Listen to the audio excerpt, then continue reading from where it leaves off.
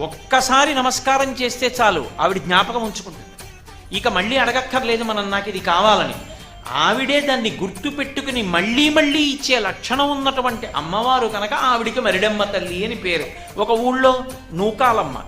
నూకాలమ్మ అంటే భూమి మీద నూకలు ఉన్నాయి, ఈ ఊళ్ళో నేనున్నాను, ఈ ఊళ్ళో నేనుండి ప్రతి పూట అన్నం తిని బ్రతకగలుగుతున్నానంటే ఆవిడ అనుగ్రహం. భూమి మీద నూకలు ఉన్నాయిరా వీడికట్ట, ఇక్కడ నాకు నూకలు మిగల్చి ఆయుర్దాయం ఇస్తున్న తల్లి ఈ గ్రామానికి అధిదేవత.